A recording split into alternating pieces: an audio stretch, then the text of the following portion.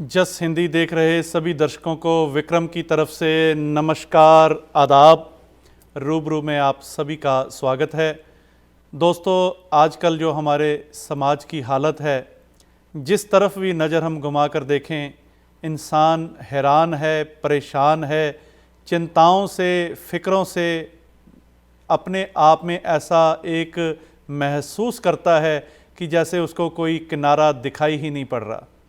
और ऐसे किनारे में, ऐसे सहारे में जिसको एक दिशा चाहिए होती है, जो उनको ऐसे एक किनारे पे ले आते हैं, उनको एक हम सहायक मानते हैं अपनी ज़िंदगी में कि जिन्होंने हमें एक सहारा दिया, हमें कैसी मार्गदर्शन दिया, कैसी दिशा प्रदान करी जिससे हमारा जीवन संवर गया। और ऐसी जो बातें होती हैं, ऐसी बातें हमारे जीवन में एक करामात का काम करती हैं, क्योंकि बातें वही होती हैं लेकिन राइट टाइम पर जो हमें सही सलाह दे दे, हमारे जीवन को वो निखार कर रख देती हैं। ऐसे ही आज हमारे साथ एक गेस्ट जुड़े हैं जो एक मोटिवेशनल स्पीकर हैं, और जब जब भी ज़िंदगी में किसी को भी कोई मकाम ऐसा आता है कि कोई राह सही दिखाई नहीं पड़ता, तो उनकी सलाह जीवन में एक ऐसा काम करती है कि इंसान अपने मार्ग पर सही चल सकता है। आइए हम इनसे मुलाकात करते हैं। हमारे साथ हैं राजेंद्र सिंह गिल जी। गिल साहब नमस्कार और बहुत बहुत स्वागत है आपका। नमस्कार विक्रम जी, आपके सभी दर्शकों को मेरा तहे दिल से नमस्कार, आदाब, सत श्री अकाल, कुर्बान हो आपको सबको। And thank you very much for having me to give me a chance. आपने एक जस्ट पंजाबी के प्लेटफॉर्म के ऊपर मुझे मौका दिया, थैंक यू वेरी मच। जी राजेंद्र जी, जैसे मैंने कहा कि आपके नाम के साथ मोटिवेशनल स्पीकर जुड़ा है, तो एक्चुअली ये मोटिवेशन करने की लोगों को क्यों ज़रूरत पड़ती है? क्यों ऐसी हालात बन जाते हैं कि उनको मोटिवेट करना पड़ता है? ऐसी कौन सी परिस्थितियां आ जाती हैं जीवन में? सबसे पहले तो इस मोटिवेशन का जो कॉन्सेप्ट है, इसको हमको समझना पड़ेगा कि मोटिवेशन होती क्या है।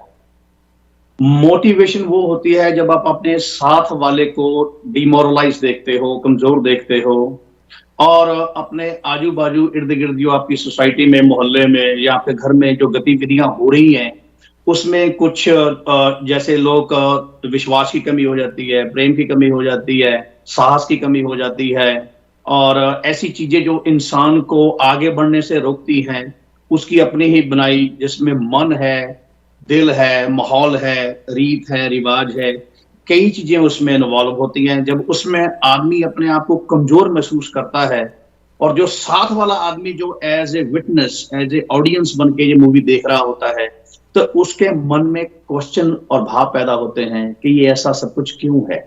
तो जब वो इस क्यों के साथ जुड़ता है, तो ये मोटिवेशन अपने आप को कि ऐसा नहीं होना चाहिए कि मेरा परिवार, मेरा मोहल्ला, मेरा देश या मेरे लोग ऐसे क्यों हैं। तो वो जो मोटिवेशन की जो स्पिरिट है, वो बंदे से अपने आप अंदर से जाती है कि I should be the front one, मुझे इसका समाधान ढूंढना चाहिए। तो ये जो सारी चीजें होती हैं, वो मोटिवेशन की तरफ आपको प्रोसीड करती हैं।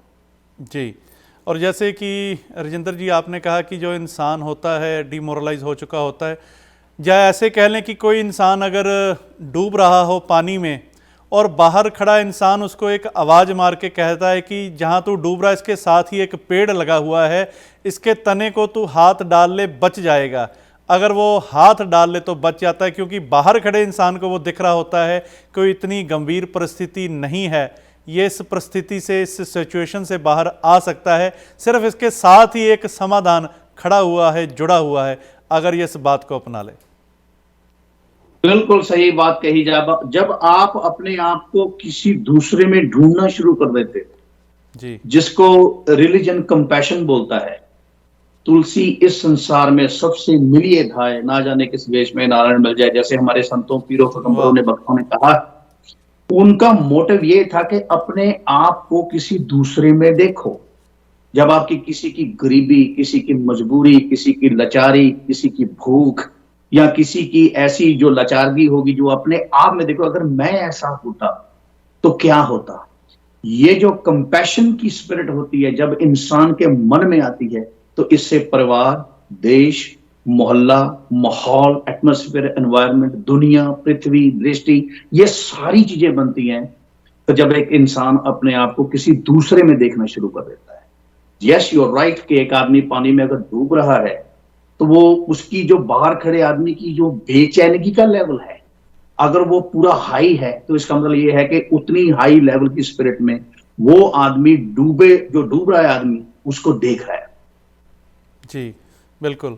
और राजेंद्र जी, आजकल जब भी नज़र घुमाकर देखते हैं, जिस भी शख्स से बात करते हैं, हर कोई यही कहता है कि ज़िंदगी में परेशानियां बहुत हैं, बहुत सी लाचारियां हैं, कुछ समाधान दिखाई नहीं दे रहा। ऐसे कह लो कि जैसे कि ज़िंदगी हमारी ख़त्म हो चुकी है। ऐसे माहौल में आप उनको क्या एडवाइस करेंगे कि ऐसा जब वो सिचुएशन होती है जीवन में तो इसके लिए क्या करना चाहिए? सबसे पहले तो इसका कारण ढूंढना चाहिए कि जाके कि मुझे ये अगर बेचैनी है तो उसका कारण क्या है। उसका कारण होता है इनसिक्योरिटी। बंदा अपने आप को इनसिक्योर फील करता है कि मेरे साथ वाले, मेरे मोहल्ले वाले, मेरे परिवार के और सदस्य, भाई बहन या नीस नेफ्यू, जितना भी उसका एक माहौल है, मैं इनसे कहीं पीछे ना रह जाऊं। ये जो इनसिक्योरिटी कॉम्प्लेक्स है इसको बाहर निकालना होगा। इस कुदरत ने और इस सिस्टम ने हर आदमी के साथ एक डेस्टिनी जोड़ी है। आप यकीन मानो कि एक माँ के 4 बेटे हैं, वो चारों बेटों की जो बौद्धिकता है, राइट, वो एक जैसे सामान्य नहीं होगी। आप कोई इंजीनियर बनेगा, कोई ट्रक ड्राइवर बनेगा, कोई मैकेनिक बनेगा, कोई किसान बनेगा, उनकी अलग अलग डेस्टिनेशंस होती हैं। उसके मुताबिक वर्क एंड कंडक्ट करना पड़ता है। तो सबसे पहले हमको यह है कि इनसिक्योरिटी को दूर करना है कि मैं किसी से कम नहीं हूं और मैं किसी के साथ कंपटीशन में नहीं। कंपटीशन कई दफा हेल्थी होता है, लेकिन कई दफा कंपटीशन अनहेल्थी भी होता है, और उस कंपटीशन के चक्कर में आप अपने आप को लॉस्ट कर बैठते हो। तो ये जो सबसे पहला कारण होता है इनसिक्योरिटी, इनसिक्योर फील कर देना। और इनसिक्योर आप तब होते हो जब आप किसी की साथ रेस में लग जाते हो। जैसे मैं आपको एक एग्जांपल दूंगा। हम गाड़ी चला रहे हैं, गाड़ी में लिखा है कि 75 माइल पर आवर की लिमिट है। अगर आप मिनिमम पे चलोगे तभी आपको टिकट मिलेगा, लेकिन अगर 75 को प्लस कर जाओगे या 100 करोगे या 85 करोगे तभी भी आपको पुलिस वाला टिकट दे सकता है। तो इसका मतलब ये हुआ कि जब आप सिटी लिमिट में जाते हो तो वहां पे 35 की लिमिट होती है। तो आपको सिचुएशन के हिसाब से फैसले करने होते हैं कि मैं आज जो फैसला कर रहा हूं इसका कॉन्सिक्वेंसेस आने वाले भविष्य में कैसा होगा। तो वो जो आपका फैसला है वो आपकी एजुकेशन और आपको जिस तरीके के पालन पोषण से आपको बड़ा किया अपने माँ बाप ने या समाज ने, वो बहुत काम होता है। तो सबसे पहले जो मैं सोच रहा हूं सबसे बड़ा जो कारण है आदमी की मन की अशांति का कारण, वो सबसे पहला है इनसिक्योर होना। वो अपने आप को इनसिक्योर फील कर रहा है। सबसे पहले वो इस फोबिया से बाहर आए।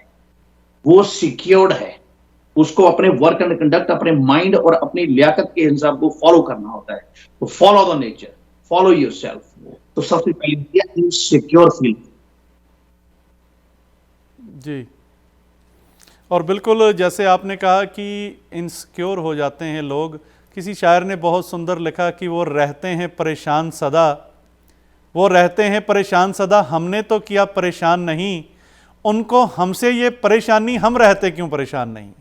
कि ये आज इंसान की ये फितरत है।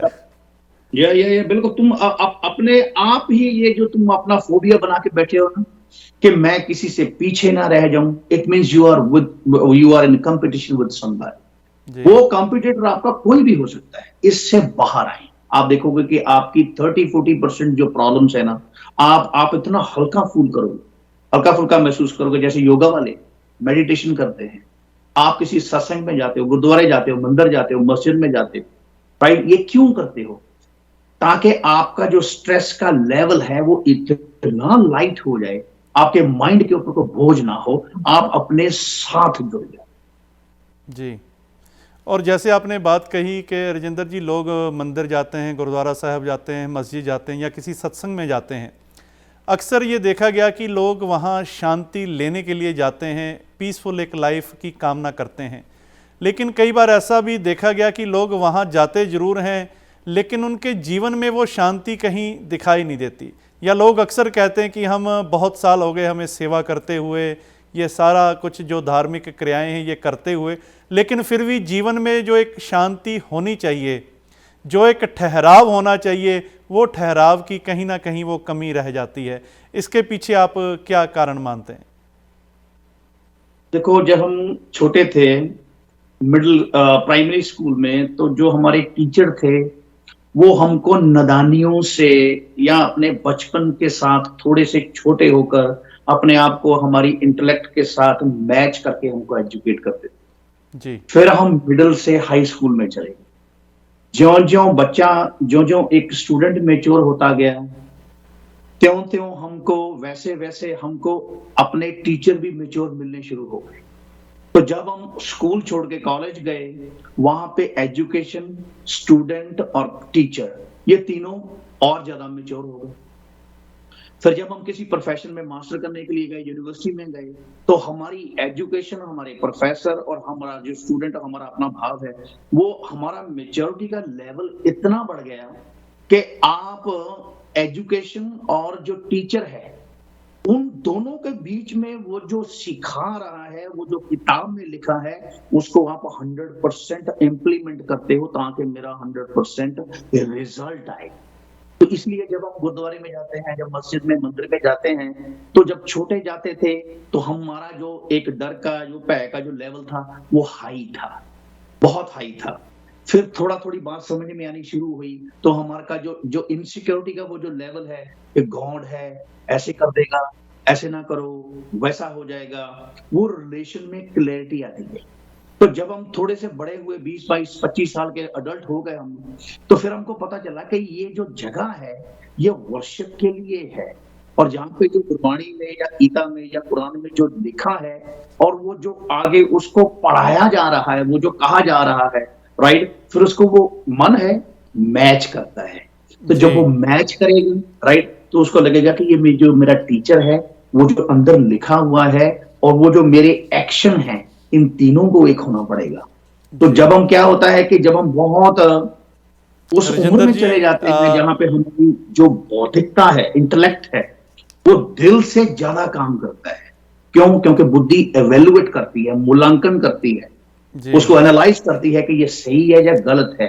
तो गुरुद्वारे में जाके ऐसे लोग भी हैं, मंदिर में जाके, जो सिर्फ मेडिटेशन करते हैं और फोकस्ड रहते हैं कि वो जो लिखा है, जो कहा जा रहा है, जो शब्द आ रहे हैं, वो मेरी जिंदगी को ऊपर करने के लिए है। बिल्कुल राजेंद्र जी, हाँ। मैं यहाँ पर थोड़ा आपको रोकना चाहूँगा क्योंकि यहाँ समय हो चला है हमारा एक ब्रेक का, और आपके इसी फ्लो को, इसी निरंतर धारा को हम श्रवण करेंगे एक ब्रेक के बाद। और दर्शकों, बहुत सुंदर बातें राजेंद्र सिंह जी हमारे साथ साझा कर रहे हैं, और भी बातें इनसे श्रवण करेंगे, लेकिन एक ब्रेक के बाद। ब्रेक के बाद एक बार फिर से आप सभी का बहुत बहुत स्वागत है। और दर्शकों, आज बैसाखी का पावन दिन भी है, और बैसाखी की आप सभी को हृदय से लाख लाख बधाई हो।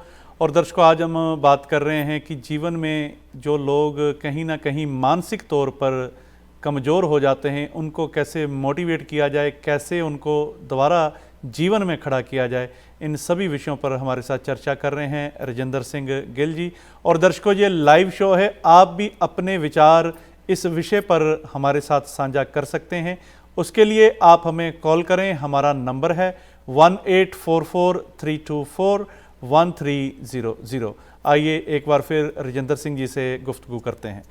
जी राजेंद्र जी, ब्रेक पे जाने से पहले आप कह रहे थे कि जो रिलीजियस प्लेस पे लोग जाते हैं तो उनके मन में क्या भाव चलते हैं, या ये कहा जाए कि जो लोग जैसे अगर उन धार्मिक जगह पर जाते हैं तो कहीं ना कहीं जैसे करना तो हमने ये होता है, जैसे पावन बाणी है या गीता है या कुरान शरीफ है, हमने फॉलो तो उन चीज़ों को करना था, लेकिन वहाँ जाके हम दूसरे के जीवन को मूल्यांकन करने लग जाते हैं कि ये लोग इतने सालों से यहाँ आ रहे हैं, ये कहाँ पर खड़े हैं। लेकिन समझाना तो अपने आप को था, सीखना हमने खुद था, कहीं ना कहीं जीवन में वो कमी रह जाती है। जी राजेंद्र जी। देखो, जब हम भगवान के या अल्लाह के, खुदा के या वाहिगुरु के द्वार पे जाते हैं ना, तो हम सबसे पहले अपने आप को ये पहले तो फोकस करें आपका कॉन्सेप्ट क्या है जी। आप वहां से कुछ लेने के लिए जा रहे हो कि जहां जो पहले भी आपके पास है उसको छोड़ने के लिए जा रहे हो।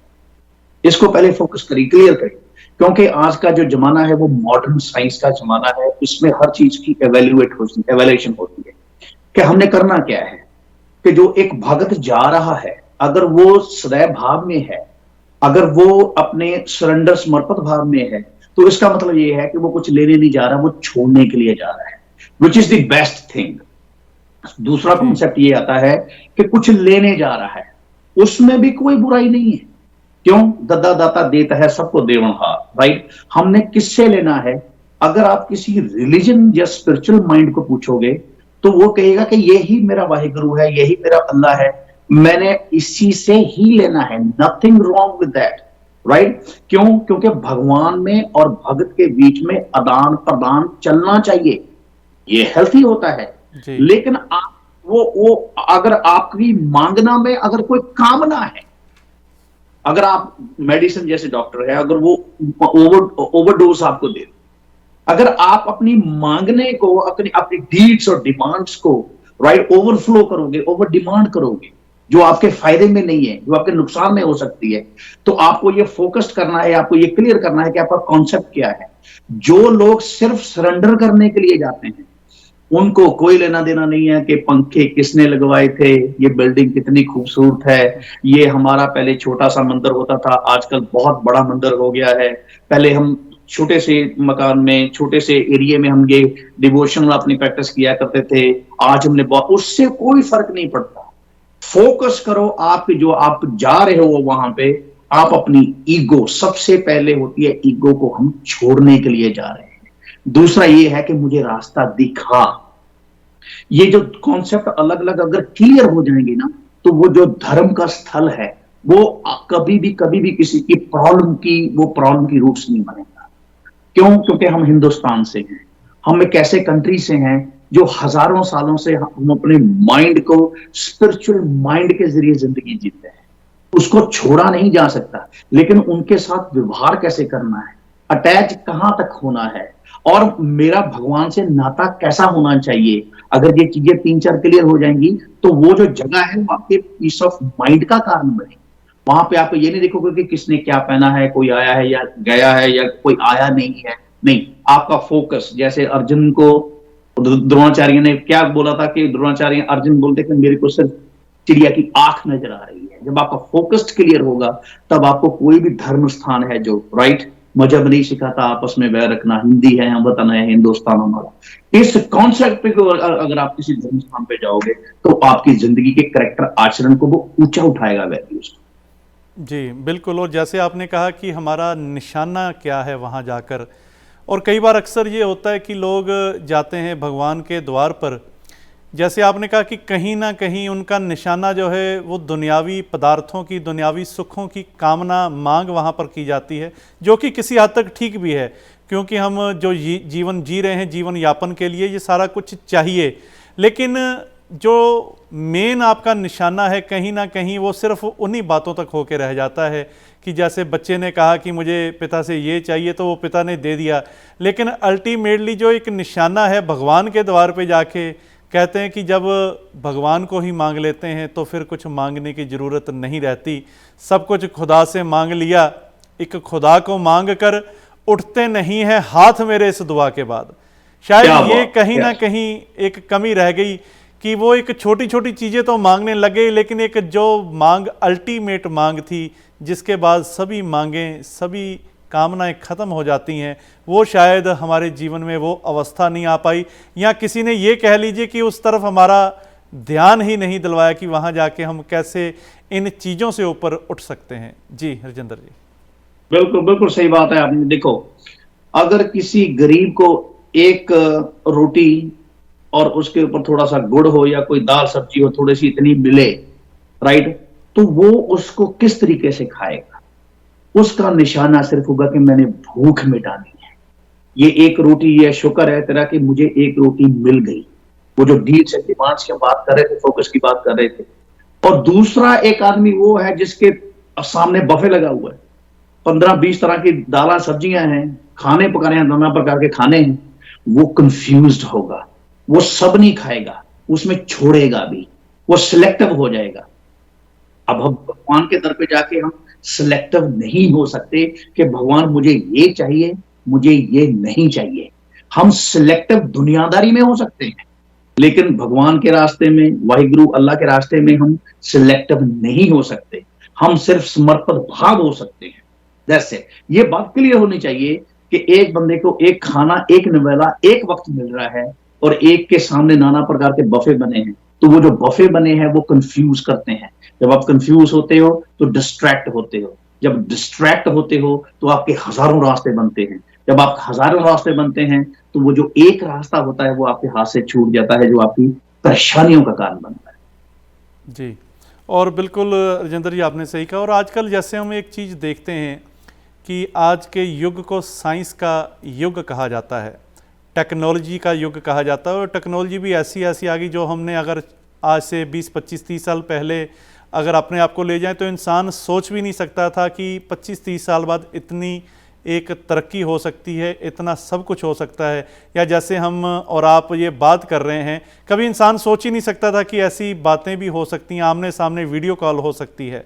हर चीज़ में तरक्की हो गई, लेकिन कहीं ना कहीं इन सभी तरक्कियों के बावजूद भी जो एक रिलेशन है इंसान का दूसरे इंसान के साथ, उसमें कहीं ना कहीं वो एक गिरावट आई। क्योंकि कभी समय होता था कि जब गांव की अगर बात करें तो साथ वाले जो घर होते थे वो एक परिवार की तरह ही होते थे, या शहरों की भी अगर बात करें तो एक ऐसा प्यार होता था, आसपास वाले सारे पड़ोसी एक प्यार से एक दूसरे को परिवार समझते थे, या उनके घर पे अगर जो मेहमान आते थे वो सभी के लिए एक साझा वो एक उत्सव हो जाया करता था, एक मेहमान वो साझे हुआ करते थे। आज ऐसी एक मकाम आ चुका है, ऐसा एक मंजर आ चुका है हमारे समाज में कि जहां एक हम पुरानी बातों का ये जिक्र कर रहे हैं, आज के समय में इंसान अपने साथ के दीवार के पार कौन रहता है, पड़ोस में कौन रहता है, उसका पता ही नहीं होता। तो कहीं ना कहीं इंसान इतना साइंस में, इतना टेक्नोलॉजी में अपने आप को वो इन्वॉल्व कर चुका है कि एक जो रिलेशन है वो ख़त्म हो चुका है। इसके बारे में आप क्या कहेंगे? बड़ा अच्छा आपने एक्सप्लेन किया। मैं तो सिर्फ इनमें थोड़ा सा ऐड करूंगा जी, कि देखो हम तरक्की किसको कहते हैं। हमने जैसे सेलफोन को ले लें, यह सेलफोन तरक्की नहीं है, सेलफोन खोज है, इन्वेंशन एंड प्रोग्रेस। तरक्की और खोज दो अलग अलग चीजें हैं। जी, एग्रीकल्चर में हम जैसे पहले बैल के साथ खेती बाड़ी किया करते थे, आज कोई बैल के साथ खेती नहीं करता, क्योंकि उसकी जो प्रोडक्टिविटी है, उसका रिजल्ट है, राइट, वो नहीं आता। आज हम मशीन के साथ एग्रीकल्चर करते हैं। एग्रीकल्चर चेंज नहीं हुई, गेहूं का दाना चेंज नहीं हुआ, गंदम का दाना चेंज नहीं हुआ, मकई का दाना चेंज नहीं हुआ, किसी चीज का कोई जो उसकी फॉर्मेशन है वो चेंज नहीं हुई, लेकिन उसको करने के तरीके नए नए इजाद। बात वही है, बात सदियों से हो रही है, लेकिन बात हो नहीं रही। कौन सी बात नहीं हो रही? मोहब्बत की बात नहीं हो रही, जोड़ने की बात नहीं हो रही। अगर मोहब्बत और जोड़ने की बात अगर नहीं हो रही तो फिर ये सेल फोन की जो इन्वेंशन है इट्स वर्थलेस। खोजें अलग अलग हो सकती हैं, लेकिन इनसे तरक्की नहीं होती। ये फोन अगर जोड़ने का कारण बनता है तब तो ये खोज जो है, जो इन्वेंशन है, वो सार्थक है। लेकिन अगर ये तोड़ने का काम करता है तो लड़ते तो हम पहले भी थे, बातें तो पहले भी बहुत करते थे, लेकिन उसमें पॉजिटिविटी का रोल, उसको यूज कैसे करना है।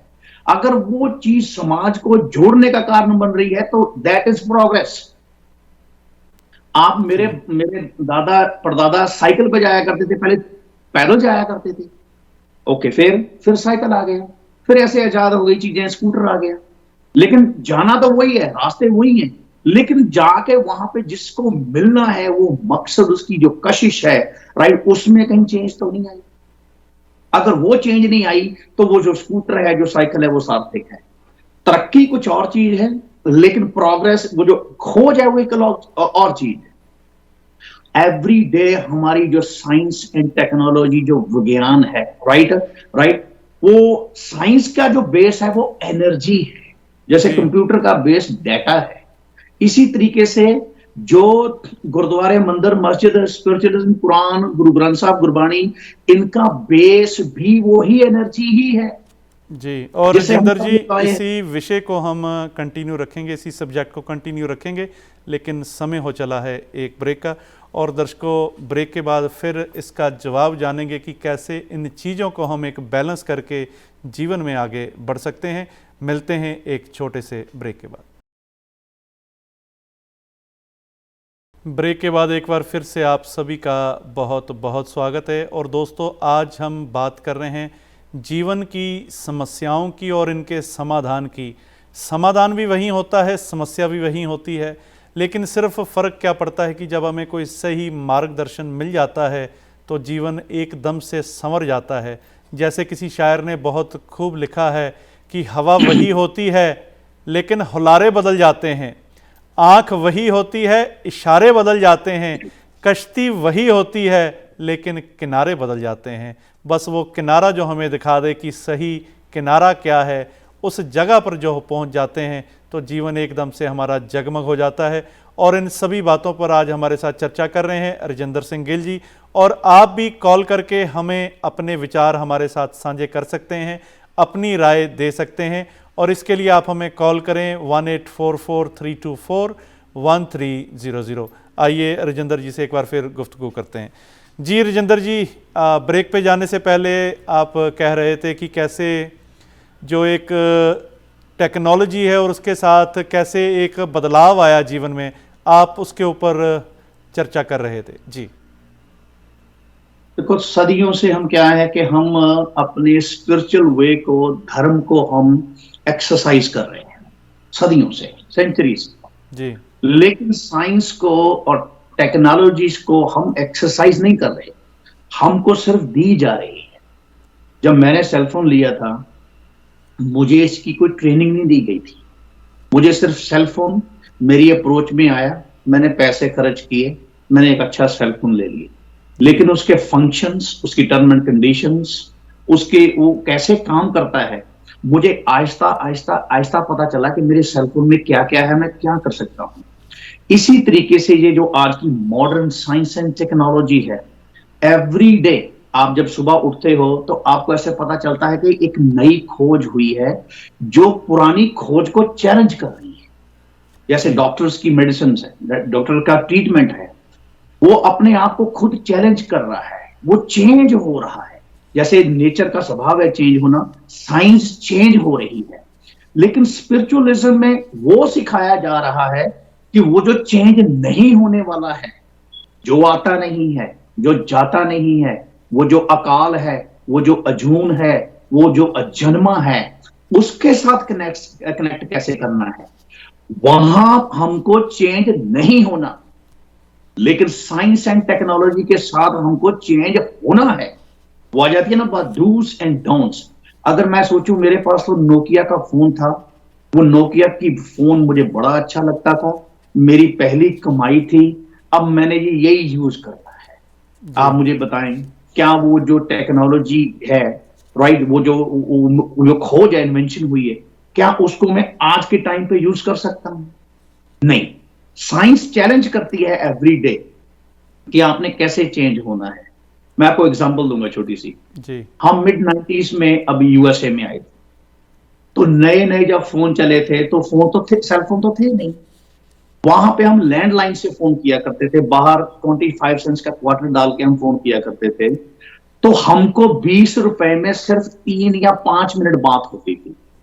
लेकिन वो बात हम पहले 2 दिन पहले सोच के रखते थे कि कौन सी बातें करनी है ताकि वो $20 में 1 सेकंड भी इधर उधर जाया ना हो जाए। और दूसरा जो फोन उठाने वाला होता था उसकी कम सुनते थे, अगर उसने बोलना शुरू कर दिया तो ये 20 के 100 हो जाएंगे। तब कमाई भी बड़ी लिमिटेड थी, तो हम एक प्लान के साथ चलते थे कि ये $20 को जो 5 मिनट हमें मिले हैं, अपनी बात कैसे रखनी है। This is the science and technology. इसको कितना इस्तेमाल करना है, इसकी एक लिमिट कर। अगर ये पानी, जो पानी पीते हैं गिलास, उसी गिलास पानी से हम पानी की प्यास भी बुझाते हैं, लेकिन उसी पानी में लोग छलांग लगा के सुसाइड भी करते हैं। उसी नाइफ से जो शेफ होता है वो सैलड का कितना अच्छा डिजाइन बना देता है, उसी नाइफ से लोग गर्दनें भी काटते हैं। तो हाउ टू वी यूज, तो हम साइंस एंड टेक्नोलॉजी की एक्सरसाइज में नहीं है। आज सबसे बड़ी समस्या सेलफोन होना नहीं है, सेलफोन को यूज कैसे करना है। ये सदियों से एक ही लेसन उनको दिया जा रहा है कि ये जो बॉडी मिली है, माइंड मिला है, ये जो जर्नी मिली है हमको जीने के लिए, how to live, how to focused, तुम्हारा मंतव्य मकसद क्या है, दिस इज स्पिरिचुअलिज्म। ये जो टेक्नोलॉजी आ रही है, ये जो हम सदियों से 10 माइल 5 घंटे में करते थे, आज 500 माइल 10 मिनट में कर लेते हैं। How we have to use, ये बैलेंस होना बहुत जरूरी है। और ये देखो कई दफा क्या होता है कि मेरे पास एक गाड़ी है, लेकिन मेरे पड़ोस वाले चाचा जी के पास बहुत महंगी गाड़ी है। फिर वो जहां से हमने स्टार्ट किया था, अगर चाचा जी की गाड़ी के साथ आप कंपटीशन में आ गए तो आपका बैलेंस इनबैलेंस हो जाए। So you have to balance science and technology and spiritualism. वो जो ओल्ड स्कूल और न्यू स्कूल है उसको हमने बैलेंस बना के चला। जी बिल्कुल। और जैसे कि वो कहा जाता है कि जैसे आपने कहा ओल्ड स्कूल न्यू स्कूल, जैसे पुराना माहौल की हम बात करते हैं, कई लोग कहते हैं कि पुराना ज़माना जो था बहुत अच्छा था, बहुत सादगी हुआ करती थी, लोगों में प्यार था। और लोग अक्सर ये कहते हैं जो आज का समय ये इतना अच्छा नहीं, पुराना समय बहुत अच्छा था। इसको आप कैसे एक वो कहेंगे कि कैसे इस धारणा को हम सही कह सकते हैं या गलत कह सकते हैं, किस तरह से इसको बैलेंस करके हम चल सकते हैं? देखो, अगर कोई सोचे कि पुराने जमाने में ये था नहीं और आज के जमाने में ये बहुत है, अनरेस्ट, अशांति, टॉलरेंस, ये पुराने जमाने में हुआ करती थी लेकिन आज इतनी नहीं है, तो ये गलत होगा। जिस माहौल में नानक साहब पैदा हुए, जिस माहौल में कृष्ण पैदा हुए, जिस माहौल में जीसस पैदा हुए, जिस माहौल में मोहम्मद साहब पैदा हुए, आप उनके माहौल को अगर प्रेडिक्ट करो, इमेजिन भी नहीं कर सकते। उस वक्त भी इंटॉलरेंस थी, लेकिन उन्होंने अपने आप को the way how to live in a life, जिंदगी क्या है और जिंदगी में कैसे चलना है, 1% भी हम उनके बराबर की इंटॉलरेंस में नहीं है। तो ये कहना गलत है कि आज टॉलरेंस नहीं है तो पहले थी, पहले भी नहीं थी। जब श्री गुरु अर्जन देव जी को तती तवियों में बैठाया तो टॉलरेंस कहां थी? जब ये बंद बंद कटवाए गए, जब ये जीसस क्राइस्ट को कीले मारी गई वहां पे सलीब के ऊपर, ये टॉलरेंस कहां थी? जमाना कभी नहीं ऐसा होता, आपने एक माहौल तैयार करना होता है। जब नानक साहब अपने ये पैगाम लेके चले थे कि सभ्य सांझी वाल सदाई को ना जैसे बारह जियो, राइट, तब ये माहौल इंटॉलरेंस कहां था? उनको कितनी परेशानियों का सामना करना पड़ा। तो वो आपने अपने आप को कैसे सक्षम बनाना है, वो जो माहौल की बात आप कर रहे हो, वो आपके एक्सपीरियंस से, आपके साथ बैठने से, आपका स्लो डाउन होने से, आपको इवेल्युएट करने से, आपकी बौद्धिकता यूज करने से कि यार ये है क्या, इसके बारे में सोचो तो सही। लेकिन उसके लिए चाहिए समय। सबके पास सब कुछ है लेकिन समय नहीं है।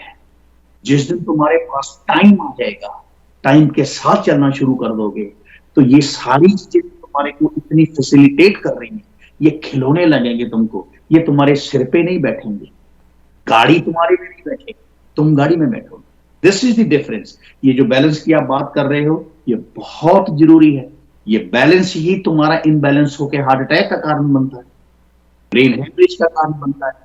वो जो गाड़ी, अगर आपका ध्यान इधर उधर चला जाए थोड़ा बहुत, आप यकीन मानोगे कि आपका एक्सीडेंट भी हो सकता है। गाड़ी का कसूर नहीं है, माइंड। अगर माइंड को बैलेंस में लेके आओगे, पेशेंस, स्लो डाउन, लिखा होता है ना कि slow down is better to be late than never to reach। ना पहुंचने से अच्छा है कि थोड़ा स्लो चलो। We need to slow down. हर चीज में हमको स्लो डाउन, खाने में स्लो डाउन, बोलने में स्लो डाउन। हमको वॉच करना है, वॉच तो कोई चीज जो हमारे तक पहुंच रही है उसका फायदा हो रहा है कि नुकसान हो रहा है। जी बिल्कुल। और जैसे आपने बात कही कि एक वो चाकू की जो आपने एग्जांपल दी कि चाकू तो वही है, चाहे वो सब्जी काटने वाला हो या किसी को नुकसान पहुंचाने वाला, लेकिन ये डिपेंड करता है कि हमारी सोच कैसी वो बन चुकी है। वाकई आज के समय में इंसान जो एक, जैसे आपने कहा कि एक शॉर्टकट चाहता है कि थोड़े समय में मैं ये सारा कुछ अचीव भी कर लूं, और चाहे उसके लिए किसी को नुकसान पहुंचाना पड़े या किसी को पीछे छोड़ना पड़े, उसके लिए ये सारा कुछ जायज़ है। इंसान की अपनी एक सोच ऐसी बन चुकी है आज के समय में, और ख़ास करके ये सारा कुछ जो है इंसान ये सोचता है कि मैं जो कर रहा हूँ ये बिल्कुल सही कर रहा हूँ। और इसके बारे में और ज़्यादा हम विस्तार से आपसे बातचीत करेंगे, लेकिन एक ब्रेक के बाद। और दर्शकों, ये जो ऐसा एक विषय है, बहुत ही एक संगीन विषय भी इसको कह सकते हैं, और सारी जो जानकारी है इसके लिए हमें एक समर्पण भाव जो है जीवन में इसका होना जरूरी है। इन सभी विषयों पर चर्चा करेंगे, लेकिन एक छोटे से ब्रेक के बाद। ब्रेक के बाद एक बार फिर से आप सभी का बहुत बहुत स्वागत है रूबरू में। और दर्शकों, आज हम बात कर रहे हैं कि जीवन में कैसे हम अपने आप को बैलेंस करके आगे चल सकते हैं। जो भी मुश्किलें आती हैं, जो भी परेशानी आती हैं, कैसे उनको एक तरफ रख के फिर दोबारा उस शांति की तरफ अपने आप को जोड़ सकते हैं। इन सभी विषयों पर चर्चा कर रहे हैं हमारे साथ राजेंद्र सिंह गिल जी, जो कि एक मोटिवेशनल स्पीकर हैं। आइए एक बार फिर इनसे मुलाकात करते हैं। जी राजेंद्र जी, बहुत बहुत स्वागत है एक बार आपका फिर ब्रेक के बाद। और राजेंद्र जी, आजकल एक बात अक्सर जो देखने को मिलती है, लोग अक्सर जो अपनी लाइफ में अचीव नहीं कर पाते, सपोज करिए कोई डॉक्टर बनना चाहता था वो डॉक्टर नहीं बन पाया, या कोई सिंगर बनना चाहता था वो सिंगर नहीं बन पाया, कुछ और चीज़ अचीव करना चाहते थे वो कर नहीं पाए, लेकिन वो उस सारी जो चीज़ों का दारोमदार अपने बच्चों पर थोपते हैं। लोग चाहते हैं कि मैं ये नहीं कर पाया, मेरा बच्चा वो करे, लेकिन अक्सर होता यह है कि बच्चों का शौक़ उस चीज़ में होता नहीं। बच्चा जो है सिंगर बनना नहीं चाहता, लेकिन हम ज़बरदस्ती चाहते हैं कि वो सिंगर बने। बच्चा डॉक्टर बनना नहीं चाहता, उसका इंटरेस्ट नहीं मेडिकल फील्ड में, लेकिन वो चाहते हैं कि वो डॉक्टर बने। हमारा सपना जो हमारा बच्चा पूरा करे, किसी ना किसी तरह से वो सारी बातें जो अपने बच्चों पर हम थोपते हैं, उसके लिए आपका क्या कहना है कि कैसे ये करना चाहिए? देखो, आपने अपनी बातों में दो चीजें हाईलाइट्स की। एक तो ये है कि मैं डॉक्टर बनना चाहता था, बन नहीं पाया जी। एक मैं डॉक्टर नहीं बनना चाहता था, मेरे ऊपर थोपा गया है, मैं इसलिए नहीं बन पाया। ये दो चीजें अलग अलग जी। और देखें खूबसूरती कितनी है कि ऐसा हो ही नहीं सकता कि आप कुछ चाहते हो और कुछ करना हो। आप एक सिंगर बनना चाहते हो, आप एक डॉक्टर बनना चाहते हो, कोई दुनिया का वकील, प्रोफेशन कोई भी हो, राइट, कोई कैमरा मैन है, कोई कुछ भी है, तो कोई टेक्नीशियन है, कोई इंजीनियर है, कोई भी प्रोफेशन लगा लो आप। ऐसा हो ही नहीं सकता कि आप बनना चाहते हो और ना बन पाए। हां, उस बनने में थोड़ा गैप आ सकता है, थोड़ी मजबूरियां आ सकती हैं, घर के हालात ऐसे हो सकते हैं, लेकिन आप उसको भी अगर थोड़ा सा शक्तिवान मन से अगर उसको लें, स्ट्रांग होकर लें, राइट, अगर आप ठान लें कि मैं बनना चाहता हूं, ऐसा हो ही नहीं सकता। क्यों? क्योंकि साइकोलॉजिस्ट कहते हैं as man thinks so he becomes. जो जो चितवे भक्त जन सो सो लेता माण। ऐसा हो ही नहीं सकता कि आप उस जिंदगी में बनना चाहते हो और आप ना बन पाए। अगर आप कहीं बन ना पाए हो तो उसके कारण ढूंढना, उसमें से आपकी ही कोई वीकनेस, कोई लूप होल्स आपको नजर आएंगी। वरना आपके जो डिटरमाइंड माइंड है, जो आपने वो निर्णय किया था, उसमें कमजोरी हो सकती है। लेकिन ऐसा नहीं हो सकता कि कोई दुनिया का इंसान कुछ बनना चाहे और बन ना पाए। इब्राहिम लिंकन की स्टोरी हम सुनते हैं। वो स्ट्रीट लैंप के नीचे, स्ट्रीट लाइट पोल के नीचे बैठा था, तो किसी ने पूछा कि तुम ये क्या पढ़ रहे हो? वो तो पढ़ लिख रहा हूं। तो क्या बनना चाहता है? मैं अमेरिका का प्रेसिडेंट बनना चाहता हूं। बना ना? ऐसी दुनिया की कोई चीज नहीं है जो इंसान ना कर पाए। उसके निर्णय में कमजोरी हो सकती है, उसके इरादों में कमजोरी। निश्चय कर अपनी जीत करो। जीत तो करो, लेकिन निश्चय, आपका निश्चय, आपकी जीत आपके निश्चय के ऊपर डिपेंड करती है। तो इसलिए पहले तो यह है कि आपने निश्चय किया और बन नहीं पाए, यह स्टेटमेंट रॉन्ग है। हां, आपके ऊपर थोपा गया, आप इसलिए नहीं बने, वो वाजिब है। तो आप ये देखो कि अगर आप, पहली तो बात यह है कि हम आज के बच्चों को कभी भी फोर्स ही नहीं कर सकते। कि तो उसने क्या बनना है क्या नहीं बनना है। क्यों? क्योंकि हमारी जो एजुकेशन का जो एक दायरा है ना वो लिमिटेड सा है। हमने तीन चार चीजें, इंडियन लोग या कोई हमारे जो लोग हैं, इंजीनियर, डॉक्टर, ये वो चार पांच प्रोफेशन है जिसमें हर माँ बाप अपने बच्चे को भेजना चाहता है। लेकिन ये बात आहिस्ता आहिस्ता अब समझनी आ गई, शुरू हो गई है कि नहीं, बच्चे से पूछो कि वो क्या बनना चाहता है। That is the very important thing. फिर वो जो बच्चा कहेगा कि मैं ये बनना चाहता हूं, टाइम के हिसाब से इच्छाएं जो होती हैं बनने की वो चेंज होती हैं। मैं आज से 20 साल पहले जो सोचता था वो आज मैं नहीं सोचता। तो वो जो नेचर है ना, जो आपकी नेचर, एक होती है ये नेचर, एक है आपकी नेचर। जब आपका नाता आपकी नेचर के साथ हो जाता है ना, तो फिर ये नेचर काम करती है, आपको हेल्प करती है आपकी मंजिल तक पहुंचाने में। तो वो जो कारण है कि या कि मैं बन नहीं पाया, मैं नहीं चाहता था, मैं बन नहीं पाया, मैं चाहता था, वो दो अलग स्टेटमेंट है, हमको उसको थोड़ा सा क्लियर करना है ताकि इसको दर्शक अंडरस्टैंड कर पाए कि आप अपने निश्चय के ऊपर ध्यान दो, आप अपने कर्म के ऊपर ध्यान दो, आप अपनी डिटर्मिनेशन के ऊपर काम, आप अपने सरेंडर के ऊपर ध्यान दो, बनोगे, बिल्कुल बनोगे। जी, बहुत खूब। और राजेंद्र जी, एक चीज़ हम सुनते हैं कि जो एनवायरनमेंट्स होता है उसका हमारे जीवन पर बहुत प्रभाव पड़ता है, अक्सर ये बात हम सुनते हैं। तो इसका एक कितनी सच्चाई है इस बारे में कि जो एनवायरनमेंट होता है वाकई इसके हिसाब से हम काम करते हैं, या हमारे काम को गति मिलती है या स्लो हो जाते हैं जैसा एनवायरनमेंट होता है? कैसे इसको हम या बैलेंस कर सकते हैं या कैसे इसके साथ हम चल सकते हैं? ये बिल्कुल सही बात है कि जिस माहौल में आप पैदा होते हो, उसी माहौल में जब आप बड़े होते हो तो आपकी जो मानसिकता है वो सारी उम्र, वो जो एजुकेशन आपने बचपन में ली होती है उसको तोड़ना बहुत मुश्किल हो जाता है। मैं आपको एक एग्जांपल दूं, कबीरा तेरी चौपड़ी गल कटियन के पास, माहौल, लेकिन करनगे सो भरनगे तुमको पे उदास, फोकस। ये दो अलग अलग चीजें हैं। अगर आपका घर किसी स्टेडियम या खेल के मैदान के पास है तो आपके बच्चों की जो प्रवृत्ति है, जो उसका बड़ापन है, जो उसकी प्रिपरेशन तैयारी है, उसमें खेल कूद बहुत रोल अदा करेगा। अगर आपका घर समुद्र के किनारे है, पानी के किनारे है, तो आपको स्विमिंग करने में पानी के साथ आपका जो नाता है वो कुछ और तरीके का आपका एनवायरनमेंट आपको तैयार करेगा। अगर आपका घर शहर में है, वो किसी और तरीके से आपको तैयार करेगा। अगर आप पहाड़ में रहते हो तो आपकी मानसिकता अलग, ये है नेचुरल इफेक्ट। फिर दूसरा आता है कि जब आप रूबरू, जैसे हम रूबरू हैं, सबसे अच्छी बात यह है कि ये जो रूबरू आपका प्रोग्राम का नाम है ना, ये रूबरू ही असली सारी प्रॉब्लम्स की सॉल्यूशन है। अगर आदमी अपने आप से, अपने दोस्तों से रूबरू होना शुरू हो जाए, उसकी स्ट्रेस का लेवल बहुत कम हो जाएगा। आपने मुझे रूबरू कराया, मैं आपको जान पाया, पहचान पाया। हमारे दोनों की कन्वर्सेशन से तीसरा आदमी जो आपका दर्शक इस प्रोग्राम में अपने आप को रूबरू के साथ जुड़ेगा, इससे समाज बनता है। अमेज़न को फोन करते हैं कि मेरे को ये चीज चाहिए, वो घर में डिलीवर कर देता है, उसमें रूबरू नहीं है कुछ।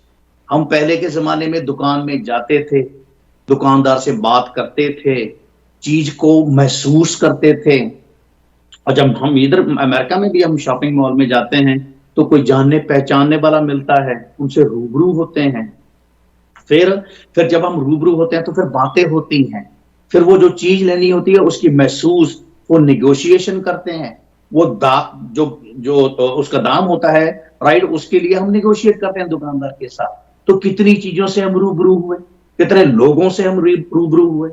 ये जो रूबरू है ना, ये ही कम हो रहा है दुनिया। और आपके प्रोग्राम का नाम रूबरू आया, appreciate to your whole team कि आपने जो नाम रखा है, अगर ये हकीकत में सारी दुनिया में रूबरू दुनिया होनी शुरू हो जाएगी, राइट, आप देखोगे आके कि आपकी आधी समस्या कम हो गई। तो फिर आपका माहौल हो जाए, जो माहौल है, अपने जो एटमॉस्फेयर की आप बात कर रहे थे, तो जिस एटमॉस्फेयर में आप जन्म लेते हो, बड़े होते हो, वो एनवायरनमेंट आपके पास, आपके सदा हमेशा रहता है। लेकिन वो जो आपने चाकू की एग्जांपल दी थी, लेकिन उस एनवायरनमेंट को यूज कैसे करना है, जब आपको ये आ जाता है तो वो जो माहौल होता है, एक आदमी है जो माहौल ढूंढता है, लेकिन कुछ विरले होते हैं जो माहौल पैदा करते हैं, जिनको हम पैगंबर बोलते हैं।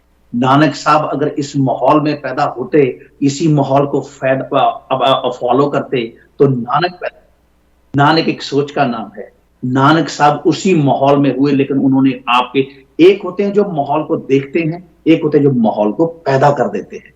तो हम लोगों को जो माहौल पैदा करने वाले इंसान हैं, वो जब रूबरू नहीं होंगे, वो अगर काशी में गए, अगर वो मक्का में गए, अगर कहीं गए, अगर रूबरू ना होते उससे, तो नानक को आज लोग पूछते नहीं।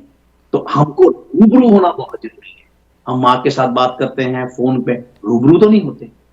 रूबरू होना, उनके चरणों को स्पर्श करना, उनका आशीर्वाद लेना, फैमिली वैल्यूज बढ़ती है। ज्वाइंट फैमिली होनी चाहिए, बिल्कुल होनी चाहिए। गेट टुगेदर करते हैं ना सब चीजों की, हमारी गेट टुगेदर होनी चाहिए। इससे क्या होता है कि रूबरू से आप मिलते हैं, आप बातें करते हो, आपका डिफरेंट तरह का माहौल क्रिएट होता है, जिससे समाज और जिससे मोहल्ला, जिससे फिर फैमिली बनती है रूबरू से। जी राजेंद्र जी, बहुत अच्छा लगा आपसे बात करके, लेकिन यहाँ समय हो चला है, इस प्रोग्राम को यहीं हमें समेटना पड़ेगा। और बहुत अच्छी आपने जानकारी हमारे व्यूअर्स के साथ साझा करी। और जाते जाते आप हमारे दर्शकों को क्या संदेश देना चाहेंगे? मैं कोई ऐसा इतना वो नहीं हूं कि मैं किसी को संदेश दूं, लेकिन ये है कि आपका जो मन है ना, आपकी जो बौद्धिकता है ना, वो 24 आवर आपको साइलेंट करना चाहती है, आपको कुछ कहना चाहती है। ये जो मेडिटेशन करते हैं, बैठ जाते हैं, स्थिर हो जाते हैं, आप अपनी लाइफ में थोड़ा सा स्लो डाउन हो जाते। अगर आपको 100 रुपए की जरूरत है, तो उसके लिए आपको 500 के लिए मरने की जरूरत नहीं है। आपको उसके लिए एफर्ट उतनी करो आप, ताकि उस $100 को आप एंजॉय कर पाओ। आगे बढ़ो, उसमें कोई प्रॉब्लम नहीं है, तरक्की करो, उसमें कोई प्रॉब्लम नहीं है। बट मैं ऐसा सोचता हूं कि we all need to slow down, we need to balance our mind, spiritualism, science and technology, ताकि इनके जो फायदे हैं वो हमको आए। ये हमारे ऊपर ना बैठे, हम इनको कैरी करें, ये हमको। जी, थैंक यू सो मच। आपने अपना कीमती समय हमें दिया और हमारे साथ बहुत अच्छी जानकारी जो आपने साझा करी कि जीवन को कैसे हम एक अच्छे तरीके से जी सकते हैं, सभी चिंताओं से, परेशानियों से कैसे ऊपर उठ सकते हैं, इन सभी के ऊपर आपने जो चर्चा की, उसके लिए हम तहे दिल से आपका शुक्रिया अदा करते हैं। Once again thank you so much Rajendra ji. Thank you very much Vikram ji, आपने मुझे मौका दिया और आपके दर्शकों को और आपके साथ रूबरू होने का मौका मिला। और ये बातें करते करते अपना लेसन भी रिवाइज होता है, रिवीजन होती है कि जो मैं कह रहा हूं मैं उसके ऊपर चलूं भी। तो फर्स्ट इंप्लीमेंट जो होती है वो अपने घर, चैरिटी बिगिंस एट होम। तो thank you very much for having me time on this great platform. Thank you very much. Thank you Rajendra ji. और दर्शकों, आज का जो हमारा ये शो है, ये एक जीवन में ऐसी अगर बात जो है आज के समय में वाकई ही एक बहुत ज़रूरी विषय है कि कैसे एक शांति हमारे जीवन में बरकरार रह सके। जो हमारे गुरुओं, पीरों, पैगंबरों ने जो हमें संदेश दिया, वो संदेश हमें संवारने के लिए था, एक सही दिशा देने के लिए था। आज अगर हम उन संदेश के ऊपर चल पड़ते हैं, अमल में ले आते हैं, ना कि सिर्फ हम पढ़कर उनको वहीं छोड़ दें, अगर अपने जीवन का हिस्सा बना लेते हैं, तो वो जीवन में निखार आ जाता है। और हमसे बात करने के लिए आप हमें ईमेल कर सकते हैं। हमारा ईमेल है info@justbroadcasting.com और vikram@justbroadcasting.com। आज के लिए विक्रम को दीजिए इजाज़त। कल फिर मिलेंगे एक नई सोच के साथ, एक नए गेस्ट के साथ। धन्यवाद।